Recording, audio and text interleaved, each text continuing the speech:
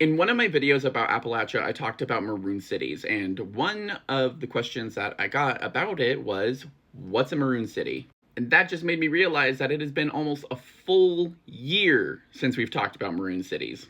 For starters, if you don't know who I am, I'm an indigenous folklorist with my secondary focus in American folklore. Maroon cities are when escaped slaves built settlements that were in inhospitable places that no colonialism could get to. Now, when we're talking about the Appalachians in particular, we're actually talking about the Great Dismal Swamp. This is located in Virginia and North Carolina, and this is really famously talked about in the 18th and 19th century when slaves and their descendants were able to escape and run into the swamps and create this maroon settlement.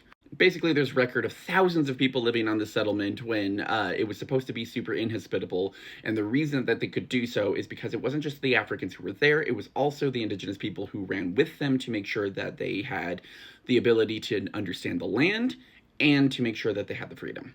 I love talking about maroon cities, whether it is the Great Dismal Swamp, whether it's South Florida, whether it's Jamaica, wherever the maroon city is. I love talking about it because it is the perfect encapsulation of African culture, indigenous culture, and a few Quaker settlers who wanted to escape and wanted to help. All of that culture blending together to protect people who were oppressed.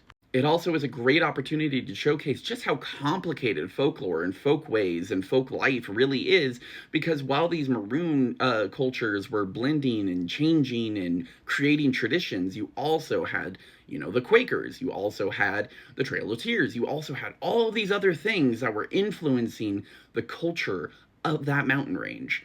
So it's really cool to just get to see these little portions that build huge chunks of folklore. Okay, bye.